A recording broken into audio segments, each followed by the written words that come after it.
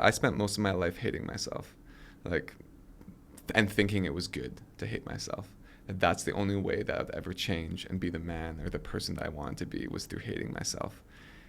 Until I was 28 years old, and I had a really powerful transformational experience at that age, where I started to see myself as worthy of love. And that has been the most transformational aspect of any of this work. And so I would just love boys and men to know that they're worthy of love. That's what I'm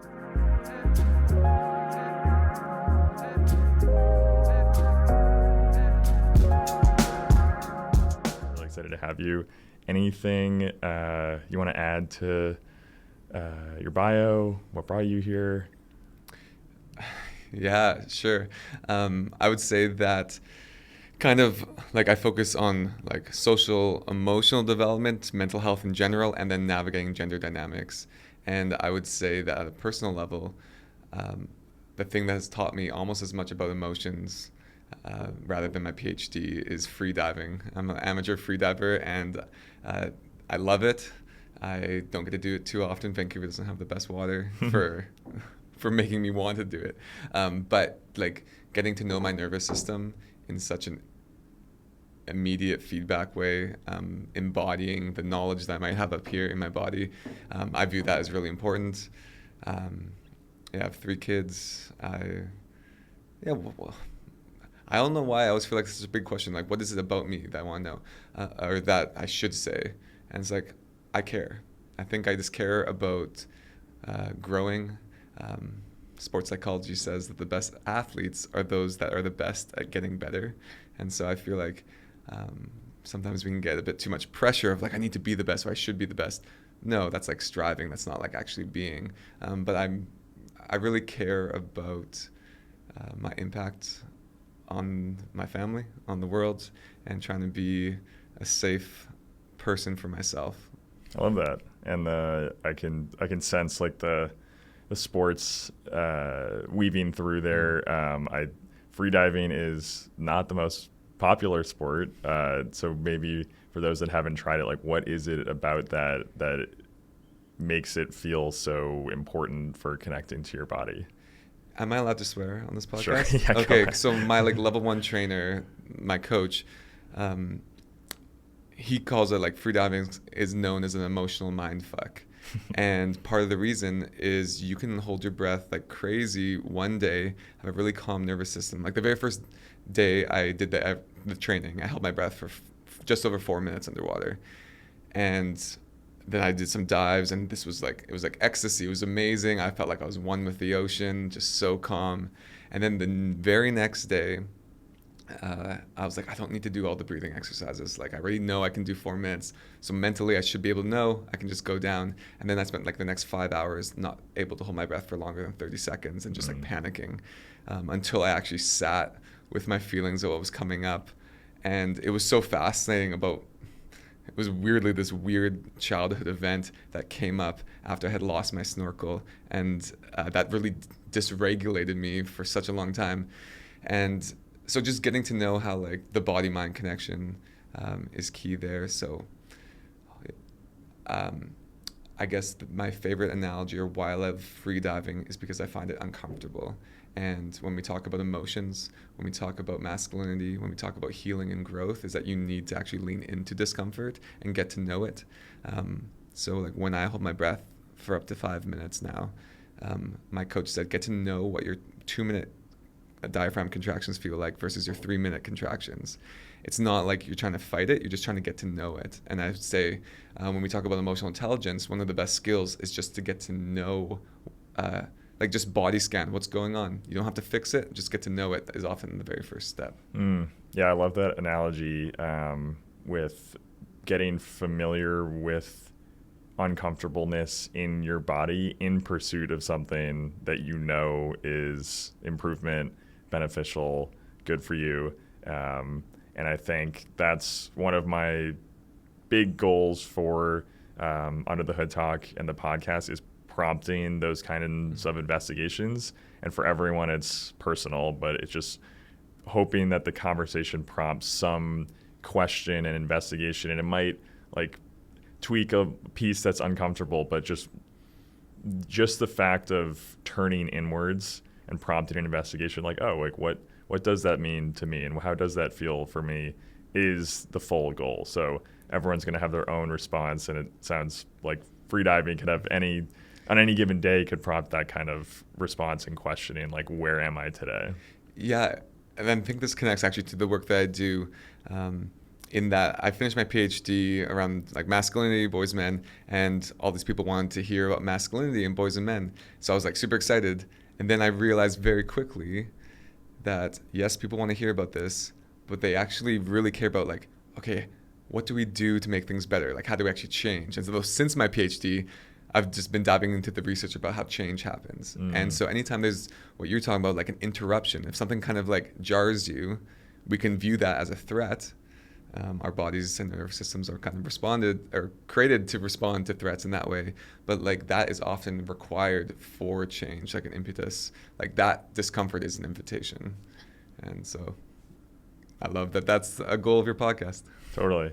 With your studies and like the depth that you've gone into in exploring this field, how do you manage?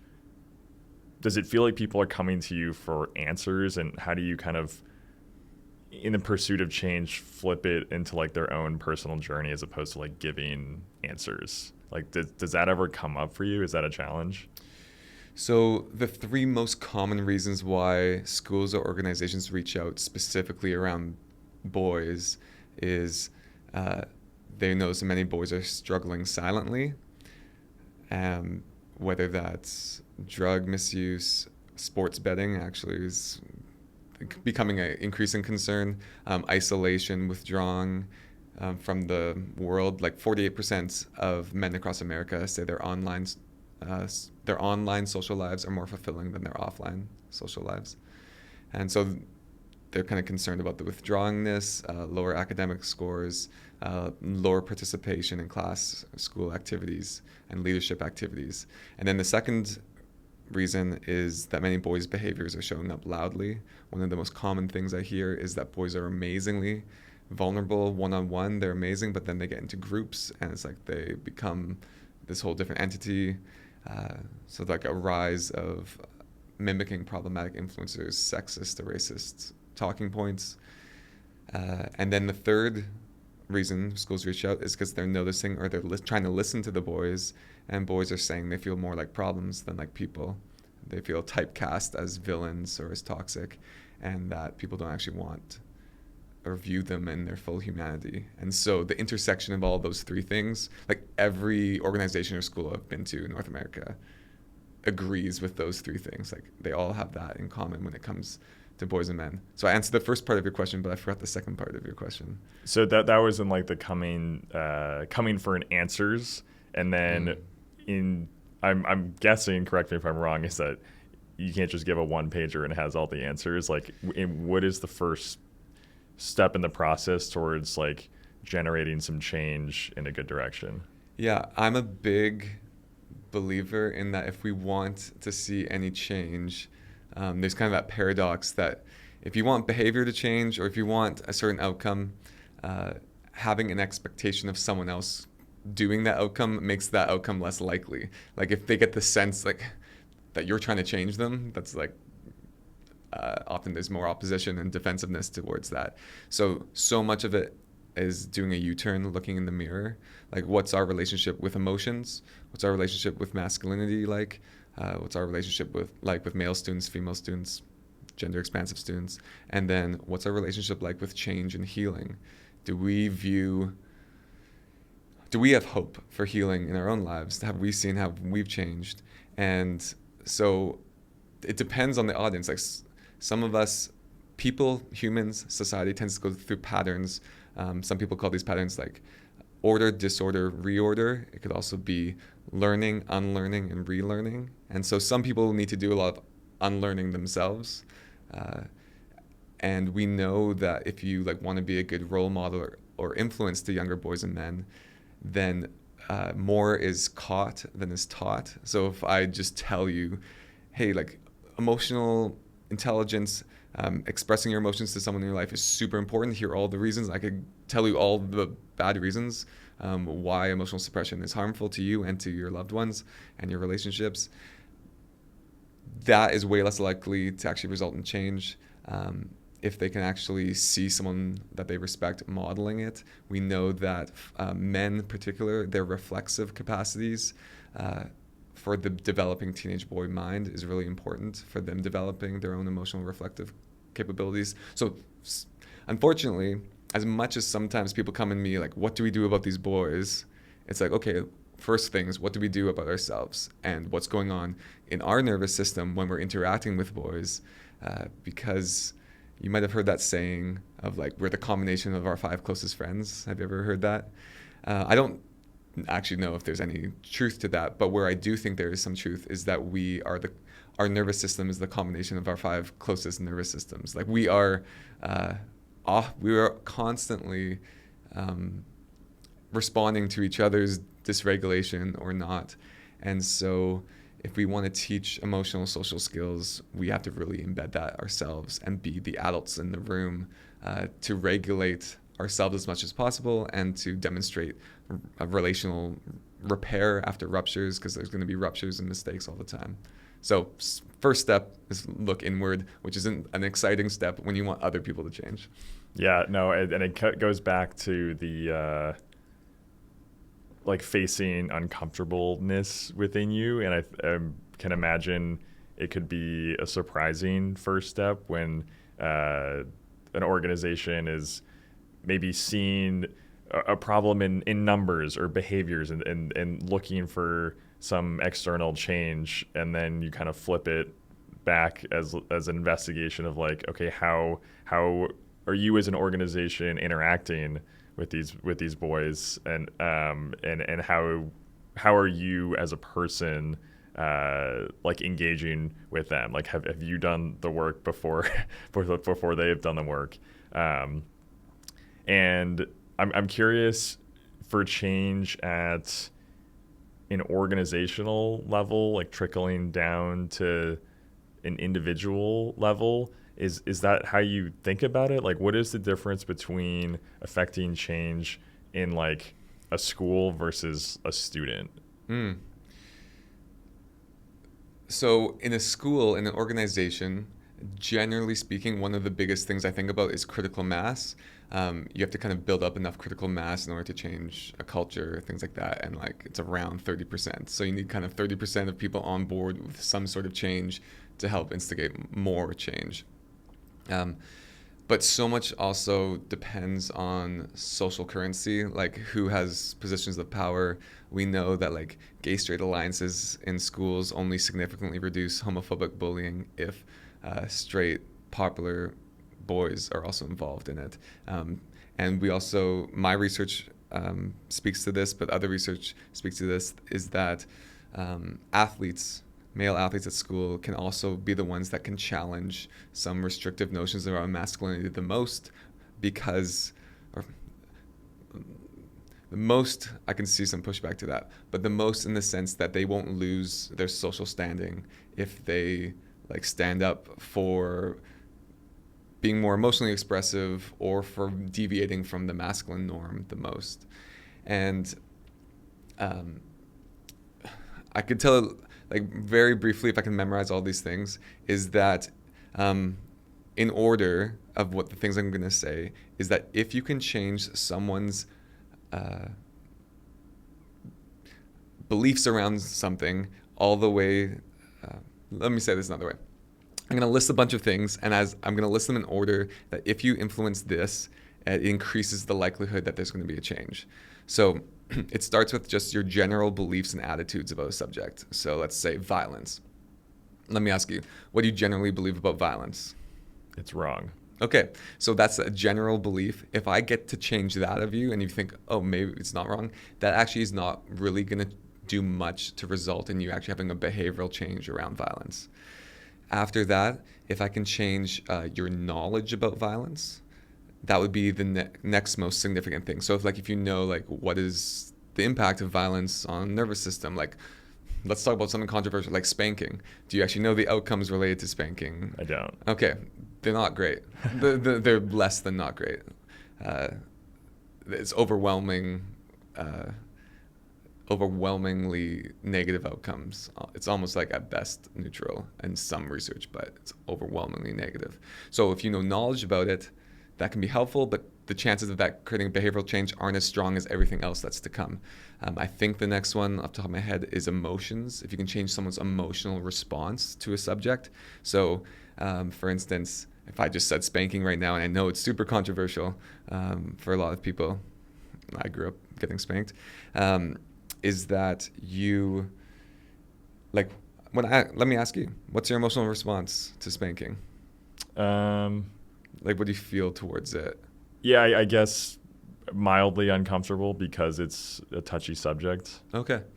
So, like, maybe you feel content, or maybe you actually feel a defensiveness of like, no, this is what made me a good kid. My parents, that was like their way of loving me. And so you might feel really defensive towards it. You might feel really angry towards it because you experienced trauma as a result of it. And so if you are able to impact someone's emotional response regarding a topic, that is more likely to result in a changed behavior. And then after that, if you get someone to consider, it's called a behavioral attitude, which means instead of just violence in general, it would be like asking you about a specific violent act. Like, how do you feel about slapping your partner across the face? Not good. Yeah. So it actually is really important to not try to just teach the general about violence. You actually want to talk about like the specific acts. Changing that is more likely to result in behavioral change. And then after that, it's skills, equipping someone with skills that they know what to do to not be a bystander in a scene of violence. And of course, you can't always step in violence, but that's why there's like 5 Ds of being an effective, what's the opposite of ally? An upstander instead of a bystander. Like, it could be document, or it could be find someone else. So you might not always be able to step in for the violence, but you know what to do if there is a specific instance of violence. So equipping someone with the skills is one of the best things that you can do to actually result in behavioral change. But here's where it gets a bit complicated, is that teaching social emotional learning from kindergarten to grade 7 is different than teaching social emotional learning from grade 8 onwards. The skills don't change, but generally speaking, you can teach kindergarten to grade 7 kids about the social emotional learning skills, and they will use them. Like, they'll use the breathing techniques, they'll try to regulate, they'll try to look at, often there's like schools have like colors to code like kind of different emotional feelings to kind of see where they're at regulating wise. But at the high school level, it becomes much more about status. Do they see someone with status that they respect using these skills? And it's all about the buy-in. Do they buy in to doing these things? Do they see that, hey, like sometimes I throw a carrot that like, hey, teaching the most emotionally intelligent people, it correlates to more success in sports, in relationships, the strength of your relationships, and it also correlates with financial success as well. So it's like, okay, then I have the buy-in, and then I'll do the thing. So in a nutshell, that is a bunch of the research around what creates change. Yeah, and I can totally see the difference in like a younger student population just accepting new things as is. Like, oh, like this is how I regulate my emotions. Cool. Let me try that. This cool teacher is telling me about it, but a high schooler maybe. Yeah, are my peers buying in? Like, whoever in their mind has that power over their buy-in, that's what matters more. Because the teenage years are so filled with posturing for fitting in, especially the early teenage years. So Dr. Brene Brown's research says that found, so kind of surprisingly, that the opposite of belonging is fitting in. Belonging is being yourself and accepted for that. Fitting in is contorting yourself to kind of have a quasi sense of belonging. But she prizes apart how those things are actually opposite. And in my research, 100% the teenage boys I interviewed all of them felt like grade 8, grade 9, especially, was just defined by fitting in and posturing of who's, even when I do exercises, some groups, when I ask them questions like to step in if this is true for you, some groups totally to step in right away. Other groups are just like looking left and right, who's going to make the first move. So it's a culture of posturing. Yeah, and I'm guessing one of the drivers is just like fear, right? Like of not fitting in. What is a way to break down some of that fear and get closer to like authentic belonging? A couple of ways. The one that I am a big fan of is I think vulnerability is contagious. That often there's these times in groups with adults, with kids, where one person leads with vulnerability a bit more, like goes a bit into discomfort, hopefully not to the point where they have a vulnerability hangover, but just a bit, and then it kind of opens permission for others to be that way. And so if you think a lot of the fear can be tied with shame, shame makes you want to hide. And so the opposite of shame is to expose it. Like shame thrives in isolation. And that's why I think vulnerability is so powerful and contagious, is because when you see someone share something that they probably have hidden, or other people know that, hey, this is something that normally people hide, it kind of exposes the system. And I'm a humanist. I like to believe optimistically about human ideals, that I think that people resonate to the power of vulnerability, even if they have personally experienced trauma from being vulnerable. Because as important as being vulnerable is, and it's so important, there is a reality I want to name, and that is there's something even worse than not sharing, and that would be sharing with someone who doesn't respond well, like has poor psychological effects on your well-being. And so the question that I often pose to men and teenagers, and to myself, actually to anyone, to women, is your behavior, whether that's to emotionally restrict, whether that's to be hyper independent, whether that's to be dominant, like the way you learn those behaviors, it made sense in the context in which it arose. Like we wouldn't, as humans, you wouldn't do something that didn't make sense. But the question we need to keep on asking ourselves is, are we still in survival mode? And it's to reassess, okay, I've been burned in the past. My vulnerability has been used against me. Am I still in that state? Or has my circumstances changed? Do I need an updated story that, hey, this person actually hasn't betrayed me? Can I try to test the waters a bit more? And with a guy culture, this is probably the most agreed upon thing in any of my workshops, is when I ask boys, and I'll ask you this as well, is have you ever shared something vulnerable with your male friends but presented it like a joke, so that if they laughed it off, then you could laugh it off like it was you were just kidding? Yeah, of course. Yeah. Of course. And so that often makes it a bit harder too, because some of the time, how often is it that your friend says something and you would want to respond to him if you knew it was serious, but you actually don't know or didn't actually think he was serious as well? So it kind of perpetuates the cycle. Yeah. Yeah, I mean, vulnerability has a lot of nuance around it, but I love the framing of, if you've been burned from being vulnerable, that's not a permanent story state. That that's understandable for why 100%. the shell is built, but checking in on like, hey, do I still need this up in every scenario, is a more flexible way to like both understand why you're doing that and like not blaming yourself, but also give yourself a chance to open up later. Being highly emotionally intelligent means knowing when, in what situations is it safe or is it not safe to express. And something that trauma does in our bodies, it gets us stuck or reverts our nervous system back to a different emotional state. And so we can feel this distress in our bodies. It's the same thing that children who grow up in chaotic environments at home, as adults, chaotic, unstable, conflict-ridden households can actually feel safer because it feels familiar to their nervous system.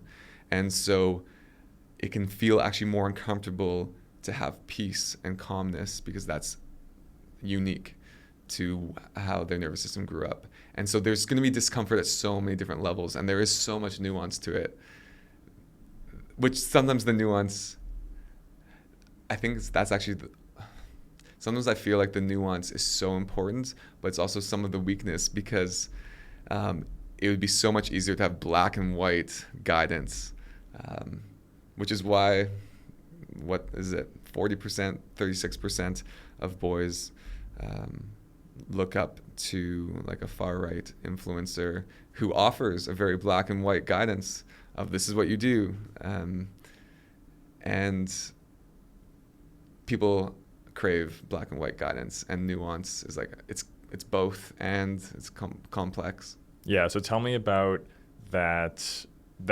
pipeline and the clarity and purpose it provides, and paired along with the harmful effects that come along with it. Like, why is that so attractive to young boys?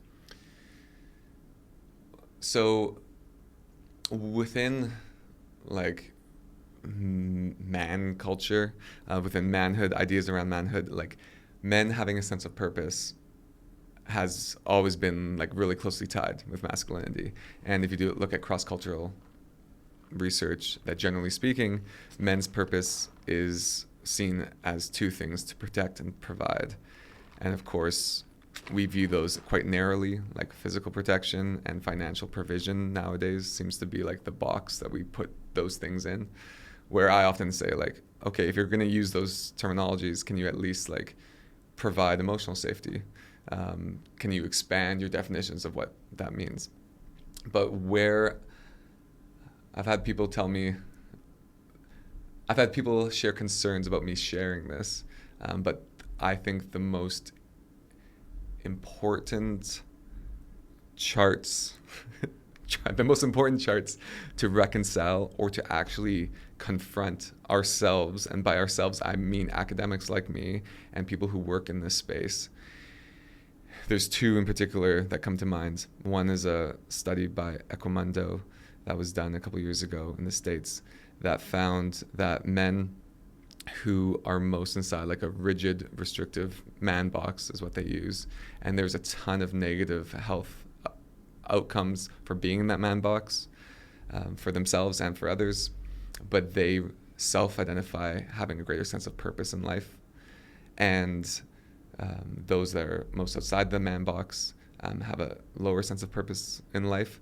It's not like it's low purpose, it's just lower than the other ones. Mm-hmm. And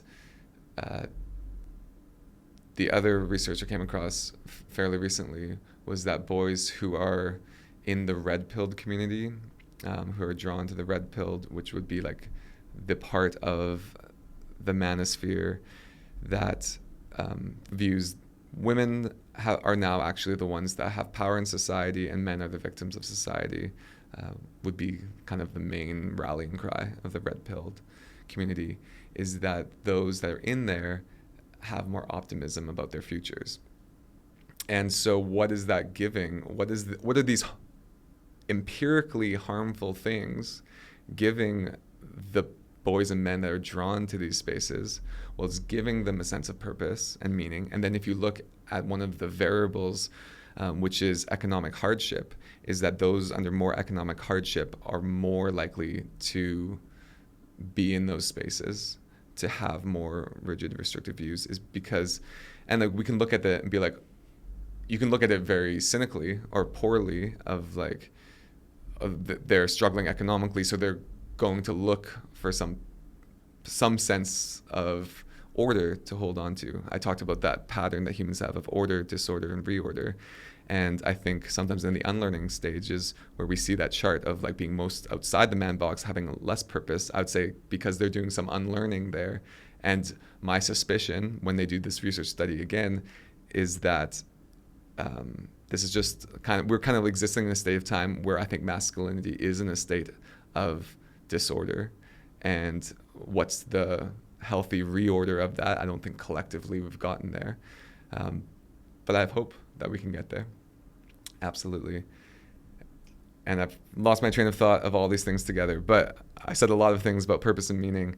Oh, is that the financial hardship aspect?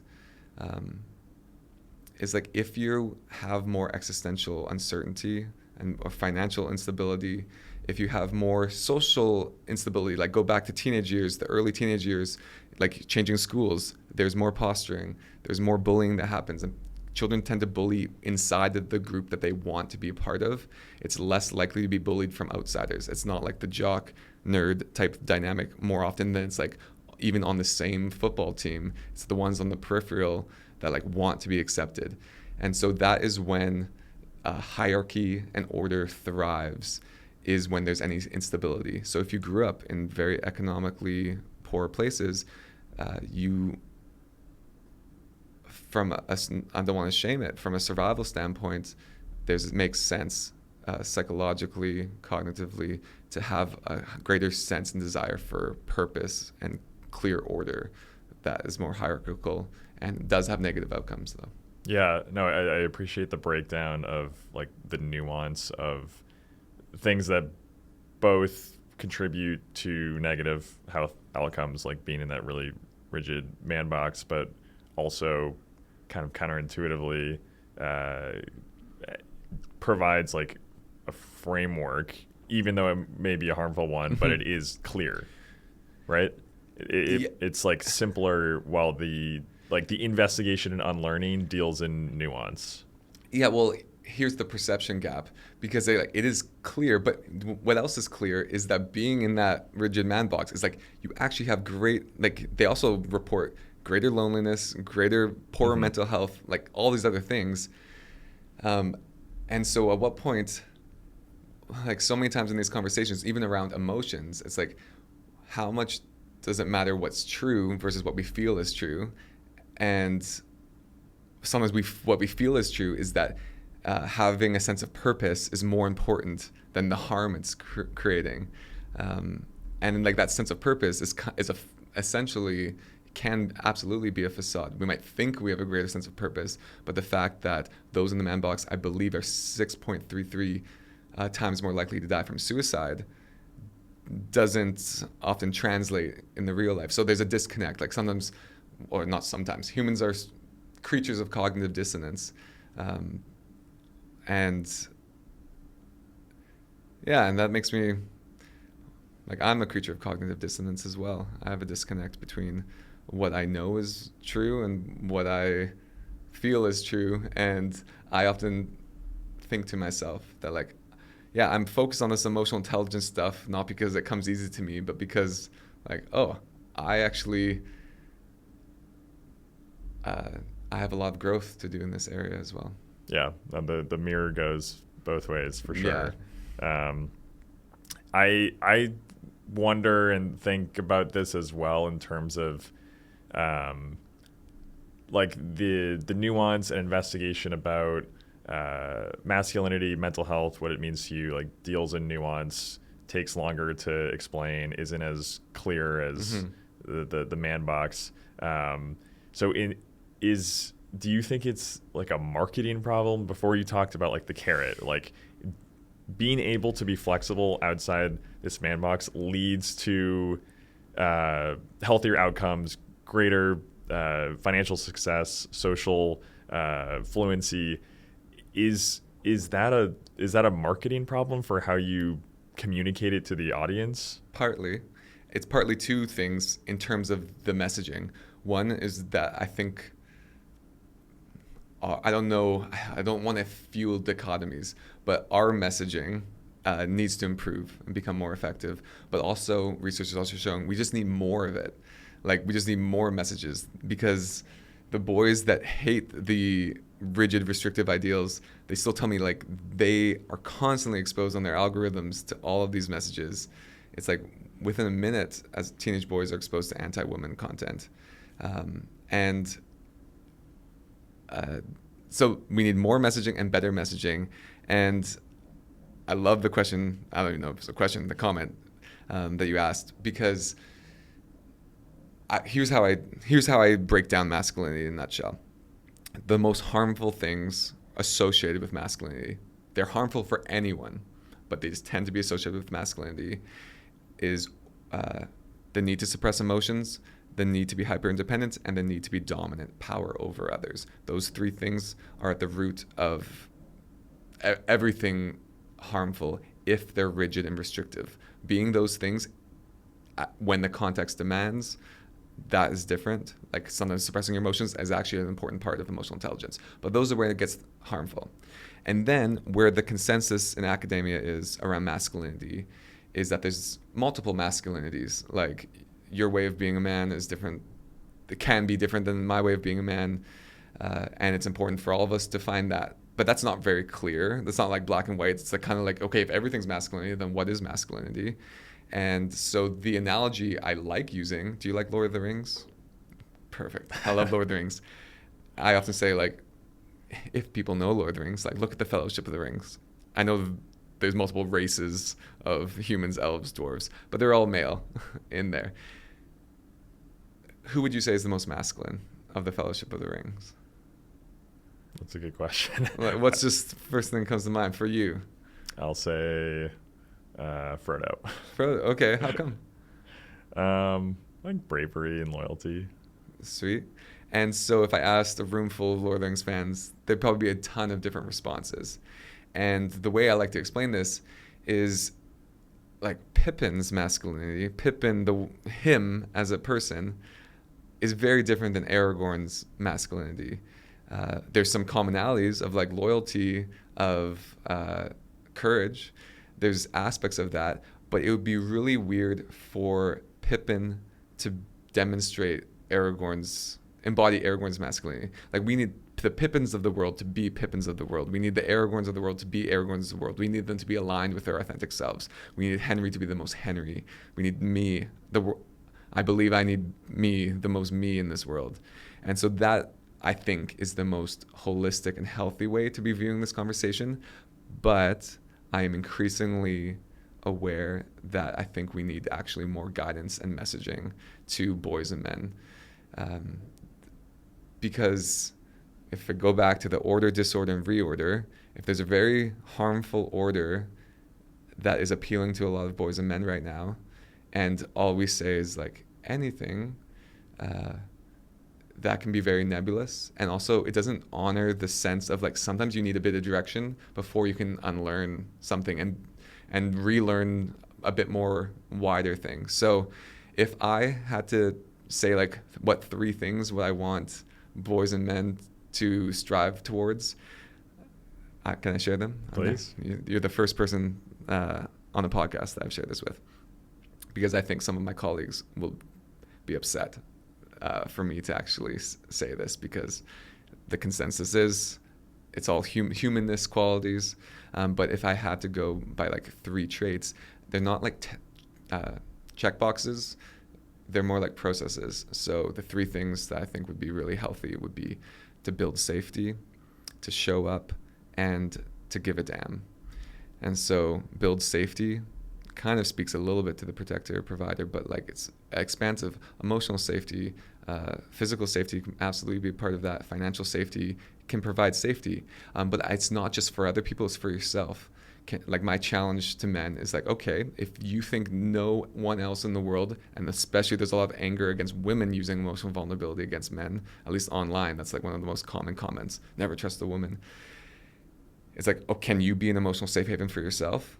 So if you think no one else is going to give you emotional safety, can you sit with your feelings and discomfort, or do you have to deny them for yourself as well? So it's build safety. It's a process. It's not be safe. It's not a checkbox. It's build safety. Second one is show up, follow through, be a person of your word, show up for others, for your community, but also show up for accountability.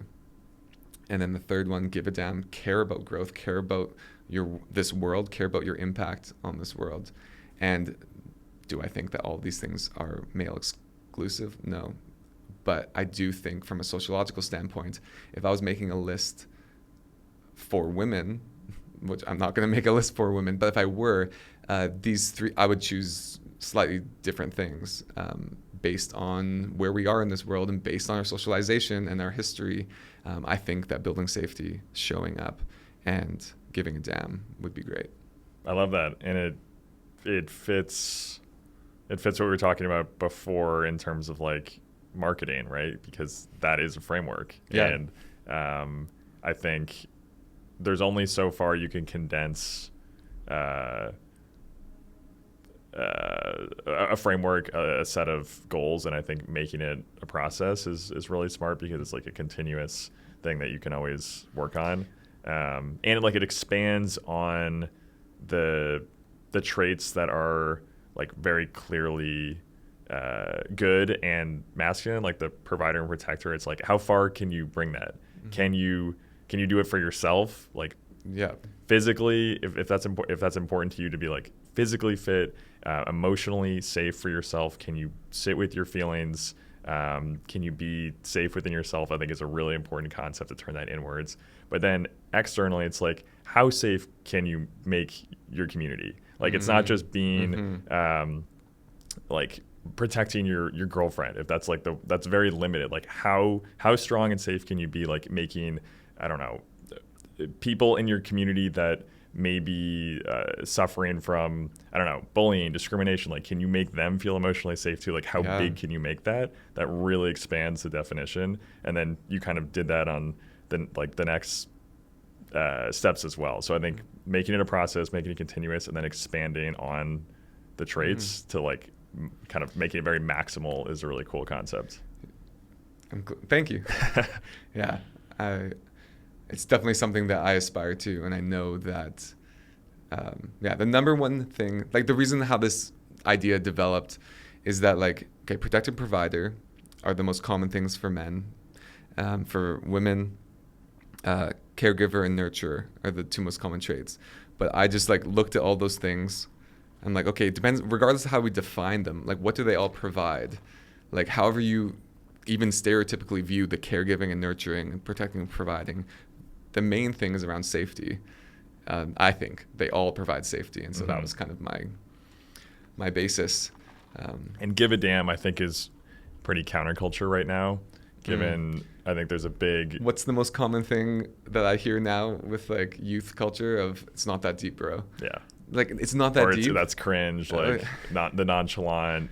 To not care. Yeah. And like being chill and stoic is rewarded, I think.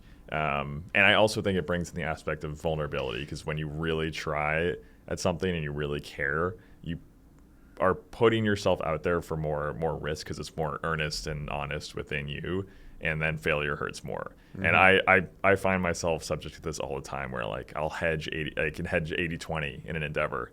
Like I want to try, but like I don't want 100% is like risky, right? And so I think that's how you get the best results, right? Is putting yourself out there, giving a damn about yourself, what you work on, what you care about, and your community. Did you see this trend? I think it was during COVID, in primarily Black men online went frolicking. It started from this Black content creator. It's kind of like in Black mental health. It ended up become like this Black men's mental health movement, where this guy made a post, pictures of him frolicking in a meadow, being like, "Yo, have you ever all frolicked before? Like, why no one ever told me how amazing this is?" And I think it's so perfect because it ties into the research that one of the best interventions for depression is dance. And I know that so many men, when that research came out, or every time I see that being talked about, are like, "That's terrible." Like they're so angry that dance is so powerful. But in the embodiment of our bodies, like our emotions don't just live in our heads, they live in our bodies. That's why that body-mind connection is so integral. But the story I want to share is a cringe story that I'm going to own. Is that I was inspired by all these Black men like frolicking, and I was like, oh, there's a part of me that remembered, like when I was a kid, my older sisters like would love pretending ice skating in the living room, and like I did a little bit of that, but I was like, I wonder if I could go frolic. And so for my birthday, on my birthday 3 years ago, I climbed like a local mountain around Vancouver, and I put my earphones in, And I knew that if I invited one of my male friends to like do like a photo shoot, I knew we'd like make a joke of it and have fun, and I know I could like pretend it there. But I was like, no, I want to face the discomfort of just, can I unabashedly frolic? And it was so fucking awkward. It was like an hour. Actually, I don't know. It felt like an hour, but just being paranoid that anyone else would come up and see me. No one else was there that whole entire time, but I was constantly vigilant. And yet there was moments of like, oh, this could almost be powerful. And it's like, I don't know if I want to be a dancer, but I am curious of the fact of like, why can't I just fucking frolic? And that speaks to like the conditioning of like, I am so inspired by people. I don't know what your impression is, but being in New York right now, like the amount of ways that people show up, it's like, oh, I don't have that level of freedom. Yeah. No, I can totally, like, I can feel it in me too. Like it's there's like, it would be kind of, it's like a scary feeling, because even like we accumulate conditioning of like, oh, I don't want to be perceived as unserious or silly or goofy or vulnerable. Like it's because it's kind of a very personal expression, and there's no, like, it's the most unserious thing, right? Like you're probably definitionally gonna be bad. Like there's nothing to be good or bad at. So I don't think that as an activity and an expression is well celebrated, and is probably a whole for everyone. Like no one's frolicking enough.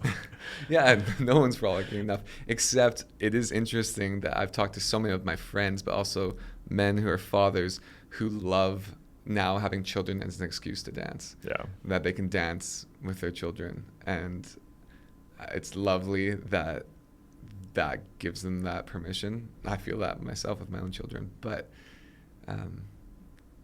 imagine needing an excuse to just go for it. Yeah, I totally can see that. I have a question about what to do if, let's say you're a high schooler and you're listening and you hear this and you understand this, and you want to like make sure you're following you're following your processes, and you feel this wedge between like belonging, this is who I am, I want to explore this, but also I feel some fear just given like the system, the social system, like not everyone is going to be on the same page. How do you as an individual operate in that environment? Is there an element of like finding the balance of like doing your own work, fitting in with the system, and like the onus of a larger organization like a school being there to support you? So that's all to say, like, I'm a high schooler, I'm listening, I feel like I want to like be authentic with myself, but I also feel some fear with like being in a big group of guys and like fear of being myself. Like, how do you manage that tension? The saddest thing that came from my research, for me at least, interpreting it, was I interviewed the most and least emotionally expressive grade 12 boys, and all of the most emotionally restricted grade 12 boys, they all wanted a bit more emotional connection with their male friendships, but almost all of them thought that none of their other male friends wanted the same thing. And so one piece of advice, first of all, I would just share that yes, there's cages that other people put around us, society puts around boys and men, but then there's also cages we keep ourselves in that maybe we were put in there at one point. But there's this good meme of like a chicken with its head in a cage in 2 bars, not realizing the rest of the cages, all the bars are free. And so I am so confident, I would tell that teenage boy, I'd tell you, Henry, that I am so confident within a group of boys that there's multiple, if not the majority of them want a bit more emotional connection. They want a bit less restrictive man box. In my research, I had 3 groups of categorizations: the boys who willingly adhered to the man box, those that reluctantly adhered, and those that resisted. And most of the boys reluctantly adhered. Yeah. So they criticize it, but they feel stuck not knowing what to do, which is your question right here. And so literally the first thing is just to expose the system and just to be like, oh, not everyone is like this. And actually the majority of people don't want to be where they are at. And so my encouragement, if you have a friend group, would be not doing it in the friend group. But if you pull aside one guy within that group that you feel like would be the most likely to share something similar to yourself, and just kind of bring it up as a question of being like, hey, don't bring it up like, hey, I want to be emotionally deep with you right now, but like, hey, would you ever want to talk about other things than video games, of like what's going on in your life? Because a lot of boys said that they could talk to their male friends about things that were pissing them off, or they could have fun with their male friends. And those are great things to be able to do, but can we expand that? Because most teenage boys do want a bit more. 80% of teenage boys want more emotional guidance from teachers or adults in their lives around emotions. And so that would be a major first step, was just to understand the system, give yourself some confidence. But I'm also going to tell you one more thing, which is directly from the teenage boys in my research themselves. They all experience tangible benefits from being outside of the restrictive cage of need to suppress emotions, need to be hyper independent, and need to be dominant. And so their benefits, in their own words, were it felt like a weight off their shoulders.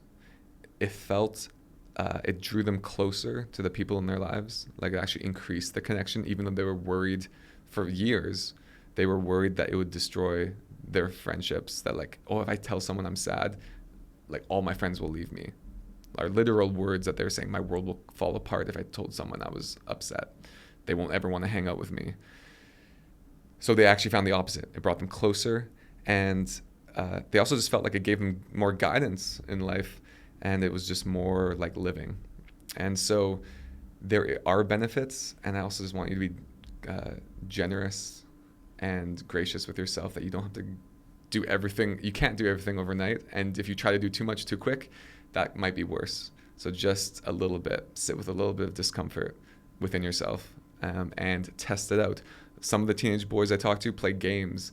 They were highly emotionally expressive, but they said, this is one of the quotes, every time I talk to my male friends about my emotions, it's still awkward for us. There's kind of this guy barrier we have to get across every time. And one of the ways that they've done it is to play Never Have I Ever. It's like, never have I ever been suicidal. And then they have a conversation about suicide. And that was one way that he told his friends. And I've also heard other ways of Truth or Dare being used as a game. And one of the truths was, I'm depressed. And that was the way that this person expressed it to his friends. So being creative in how you present it. And then my other advice would just be, when a friend says something that's kind of like a joke of like, oh, like maybe his girlfriend just broke up with him and he's like complaining and bitching I'm sorry, I'm using their language of what they sometimes define it, like complaining, and I feel bad for using that word because I never use that word because I think it has sexist undertones. But to get past my own shame that just came up, is to actually question further and be like, are they just pissed off and want to be angry towards this girl? Or like, dude, I bet you're like, this sucks. You're probably pretty upset. Or just to kind of drop them in a bit more, because they could be presenting things like a joke when there's so much more there. And so encourage them to kind of have another lens to show up for their friends. Yeah, I think that's an important one to end with on that subject, is that listening outwards is really helpful, and it will reinforce for like what you're looking for as well. So it's not all just seeking out the right friend to connect with, or making some structure to have a deeper conversation. Like, the onus is not all on you. You can just be a really active listener and be that friend yourself. And in return will probably like reinforce that bond and make it more likely you'll make that connection, just by nature of like deeper listening, better questions, actually prompting and caring about your friend's life. Yeah. And I think it also goes full circle in that a lot of those healthy things that will reinforce and build those deeper connections are uncomfortable and generate discomfort. The number one thing that the teenage boys in my research said about their fathers is that they generally love their fathers, but there was one area that was the most common area of longing, and that was a bit more emotional closeness with their fathers. And then I do a lot of work with fathers, and they want more emotional closeness, and they feel, both sides feel awkward. It's like, even though they both want the same thing, it's gonna be awkward. Yeah. And sometimes it's helpful just to know that the other person wants the same thing, even if it's awkward, because you at least know that you're aiming towards something. Yeah. Yeah, and I'm consistently surprised. I guess I'll generalize a bit more as sometimes we will go out in Washington Square Park and just talk to people about their mental health, and I'm always consistently surprised, and it's right below the surface, and people want to share and are willing to share, even with relative strangers. Like in a quick 5-minute conversation, you can really get close to someone, and it's because you're sharing like honestly about yourself and relating on things that are hard and uncomfortable, and you can generate closeness very quickly with those kinds of conversations. And some people are more okay sharing with a stranger because they don't feel like that can be used against them. Mm-hmm. And other people are actually the opposite. I'm like, I'm only going to share with you after I know you for 5 years. But what you just said about sharing in the park when you do interviews is, what is the number one use of ChatGPT? Do you know? Therapists. Yeah. Yeah. And so people are desperate to talk to even something artificial in order to like feel seen and heard, and they have things to share. And one of the most annoying assumptions people make about teenage boys is that they don't have much deep emotional lives, and they have insanely rich emotional lives that often I can't get boys to stop talking about it when I need them to.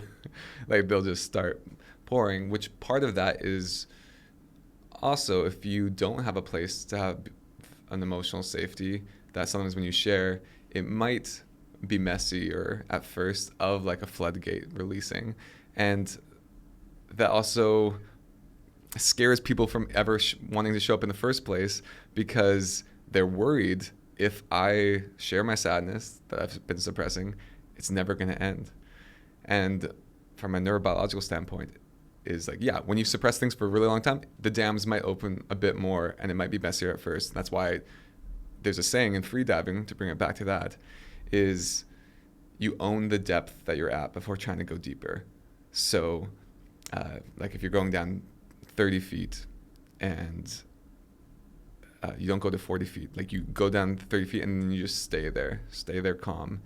And the days where I can't free dive down at all, like because my panic is going up, sometimes I'm just at 2 meters depth. And I'm like, okay, I'm just going to own this depth. I know this is kind of a lame depth because I can go way deeper, but I just own this depth until I feel calm here. And then I go up. And then I can go way deeper the next time. So it's just like owning your emotional depth too, just do a little bit by little. I love that. That's a true full circle moment. Well, I know we're coming up on time, so I just wanted to check in, open the floor, see if there's anything else you wanted to share, messaging, where people can find you if they're interested in reading more, following you, stuff like that. Everything is on my website, remasculine.com. Most active on Instagram and TikTok. And I have some free resources for parents and teenagers and teachers. What do I want to say? We said a lot. Yeah, we did say a lot.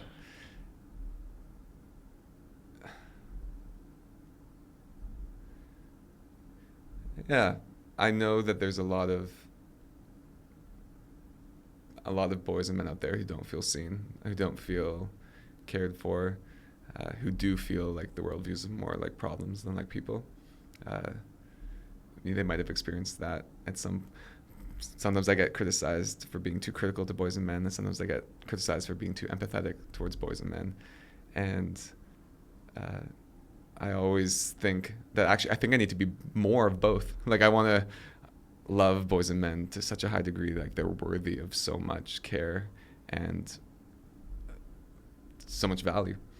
And I also want to then speak out when harm is also created as a result. And so both those things coexist. And yeah, I love boys and men.